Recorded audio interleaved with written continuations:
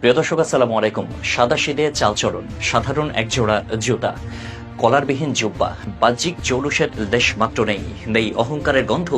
অথচ এই মানুষটা এমন উচ্চতার, যার খুতবা শুনতে লাখো মানুষ অপেক্ষায় থাকে, যার প্রতি শব্দে মিশে থাকে ইলম ও তাকওয়ার গভীরতা।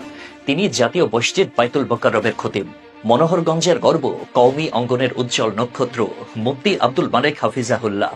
এই মানুষটাকে নিয়ে যতই জানি ততই বিস্ময় হই, মুগ্ধ হই। এমন সরলতা, এমন নির্মলতা আজকের সময়ে বিরলই বলতে হয়।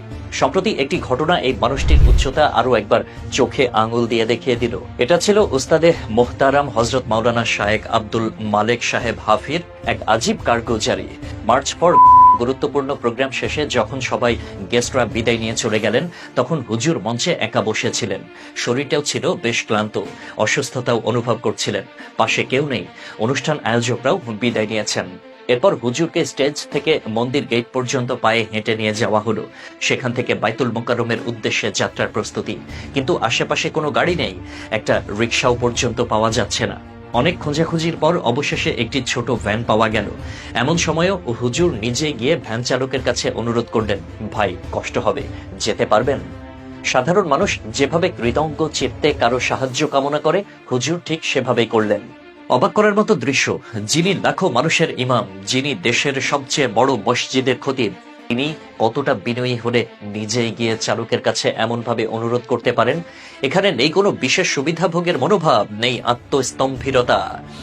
এটা হলো খাঁটি আলেমের পরিচয়, তাকওয়ার প্রতিচ্ছবি। অবশেষে সেই ভ্যানেই হুজুর কাকরাইল মসজিদে পৌঁছালেন। এই দৃশ্য যারা দেখেছেন তাদের চোখ ভিজে এসেছে। হুজুরের এই সরলতা, বিনয়, দুনিয়া বিমুখতা আর আল্লাহর ওপর ভরসা, সবই আমাদের জন্য এক অনুপম শিক্ষার উৎস। আজ যখন সমাজের অনেকে পদ, সম্মান আর ক্ষমতার মোহে নিজেকে উচ্চ মনে করেন, তখন মুফতি আব্দুল মালেক হাফিজাহুল্লাহর এই নম্রতা আমাদের নতুন করে ভাবায়। সত্যি বড় মানুষ তাকেই বলে, যার চরিত্র বড়, যার বিনয় বড়। মুফতি আব্দুল মালেক হাফিজাহুল্লাহ আমাদের দেখিয়ে দিলেন, মর্যাদা মানে বাহ্যিক চাকচিক্য নয়, বরং অন্তরের তাকওয়া ও বিনয়ের মাধ্যমে পাওয়া শ্রেষ্ঠত্বই আসল মর্যাদা।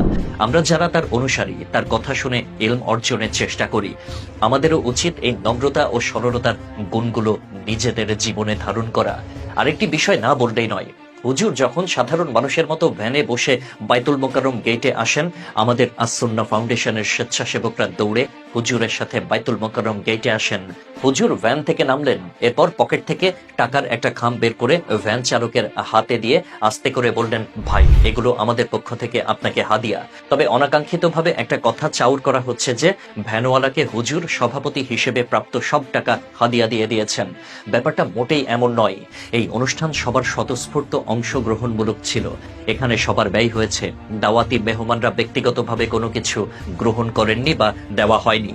এটা সেই ক্ষেত্রেও নয়, হুজুর নিজের পকেটের টাকাগুলো দিয়েছেন। এমন ঘটনা হুজুরের নতুন নয়। প্রোগ্রামের সভাপতি হিসেবে প্রাপ্ত টাকা বলা তো অপবাদ। আল্লাহ তাআলা আমাদেরকে হেফাজত করুক, আমিন।